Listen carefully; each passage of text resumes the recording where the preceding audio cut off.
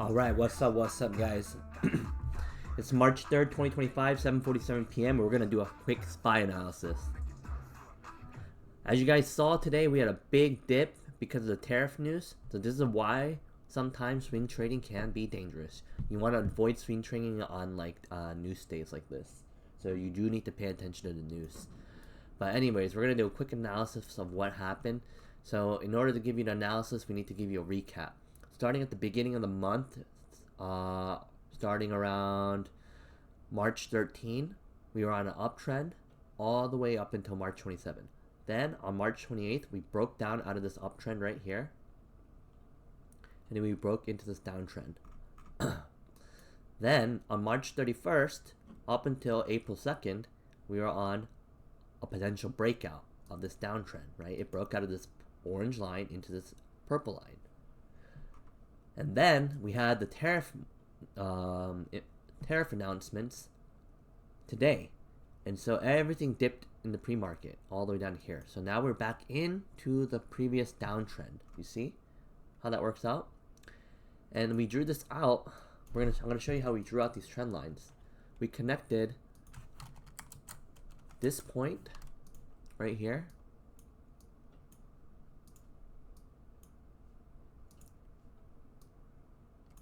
with this wick right here. Then we drew it all the way down. And then we did the same from the top. We just copied and pasted that same line on this wick, on this wick, on this, on this. So we have 4 touch points on top, 2 on the bottom. You want to make sure that when you draw these trend lines, that you are copying and pasting them. They need to be the same exact line. And the reason that this trend line is good, that I can kind of verify, is because it aligns with my MACD and my RSI as well. Like for example, right here, we're on a downtrend. So I'm going to assume that we're playing the bottom of this RSI, which is below 50. So below 50, this is where this peak is right here. And if I look at the corresponding trend line up top in the candle, you see it breaks to the top side, which is bullish. So on RSI, that means it's bullish. Okay? So this is how you know if it's in alignment. And we continue to watch as it goes down, down, down, down, down. We're super overbought here. That means we're overbought here, so it can't go down any further. So it's just chilling. And then what did they do to get it down further? They dipped it in the pre-market. And then from here, we're going up, up, up, up, up. And RSI is going up slowly, but it's still in the bearish zone because it's below 50. Right when it hits this breakout area, like a potential breakout, you see how it breaks out past 50? Right? So it's in alignment. And then it goes above 50 and it goes above this trend line. So now it's clearly outside, right? And it's going down, up and down, up, up, up, up, up, down, down, down, down. It comes up here. And then right when it dips, the candle dips in the morning like this, right? Look at RSI. It went from the bullish area down to the bearish area again. And back into the downtrend. So this is how you can see that if it's in alignment and whether your trend lines are correctly drawn or not. This right here is like the golden tip. Like I gave you like the honey tip. Like this is the biggest knowledge bomb I can give to you on how to properly assess whether you've drawn out correct trend lines. And this is also how you use multiple confluences. These little fuckers used to use like to use fancy words to trick you and make things confusing. It just means making sure things are in alignment. So the indicators that we're using right here are the trend lines, support and resistance lines. We're using MACD and we're using RSI. And we made sure that all 3 things are in alignment, right? Because look here, when RSI crosses over, MACD crosses over also, right? So we're looking for these alignments to happen. But anyways, it dipped down here and now we're in a downtrend. So most people are going to be freaking out, right? And I guess this is what's going to happen. A lot of times, most people when this happens are going to buy more puts, right? But if you look here on the 30-minute chart, you can see that MACD is actually getting weaker. So there's potential to go back up before it comes back down. That's why we draw at these support levels and resistance levels. I'm drawing the support because this is what we close at the end of the day. So that's where we have support. And the resistance will be like the high of that day. And I like to go for this body. And I'm also using the Fibonacci retracement levels, which basically is a fancy word for support and resistance lines. So here, 23.6%, and then down here is between 23 and 0, right? So depending on which side it breaks out to, if it comes down tomorrow morning and it breaks down, then I'm going to aim for a take profit around 533.01 because that's what the fib levels say, right?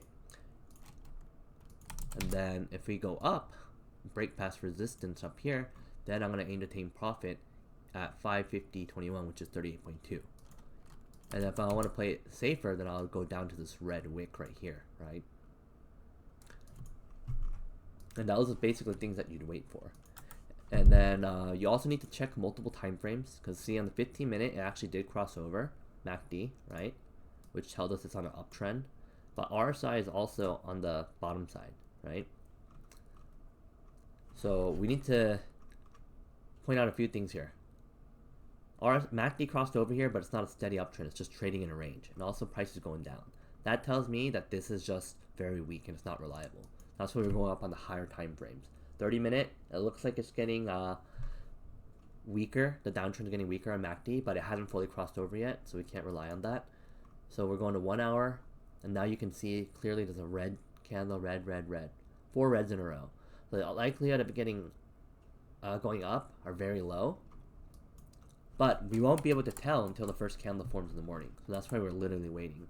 So this is why you have to wait in trading for the candle to fully form. Once the candle fully forms, then you can make educated guesses using things like engulfing candles, right?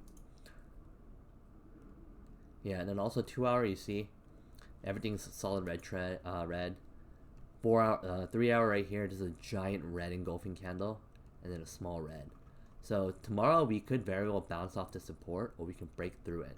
That's why I'm saying you have to wait. You can't just like know the future, right? As traders, this is like a real-time game, you know? You don't know what your opponent's going to do until they do it. So once they make their move, then you react to that move, and then you make profit. And then you have to do it quick. As soon as your take profit levels hit, you need to get out immediately. You can't just sit there and wonder. And that's how you get clapped. But anyways, that's basically the analysis. If I want to draw this out even further for you guys, then let's do it on the 30 minute because we have more data points here. So if it breaks resistance, we're going to do it like this.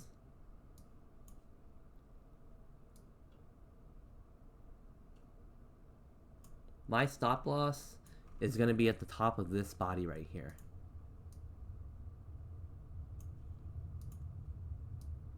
Right here.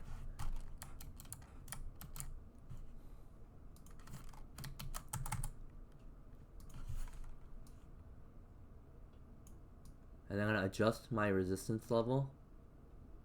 So my entry is right at resistance. And then my stop loss will be at the body right here of this candle. Because it's a fuller body. It says 23% here. For me, it's not really going to be that because I'm trading options. It might be different. So if you want to get a better entry, then you want to buy lower, like this. Or you can just wait for a clear breakout, and then your stop loss can be at the body of this wick. So it'd be like this. Then you'd be 10%, which might actually be better, but not realistic. So I'm gonna be, if it goes up tomorrow, I'm gonna be buying anywhere between this entry price and then the stop loss price. And then if it breaks past this take profit, then I'm gonna go even higher up to here to 61.8. So we have 2 take profit zones. Technically, the first take profit could be considered a resistance. So it would be like this. And then now if we're gonna play the bottom side, I'm not trading in this range right here, so I'm waiting for a breakout somewhere. That's why I'm drawing it out for like this. If we're gonna play support, watch. It's the same thing, but just opposite.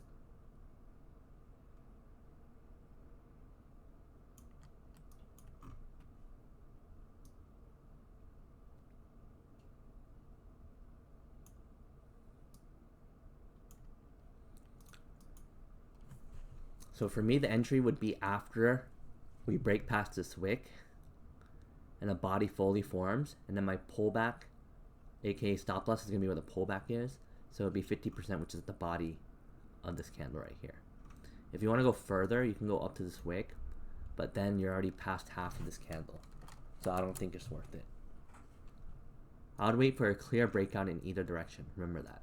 And then the first take profit would be at 533.01. Second take profit would be at 528.95, like this. This is how you use the fib levels. So keep a lookout at these levels and let me know how you do. Good luck. Don't gamble. And then remember, learn to wait.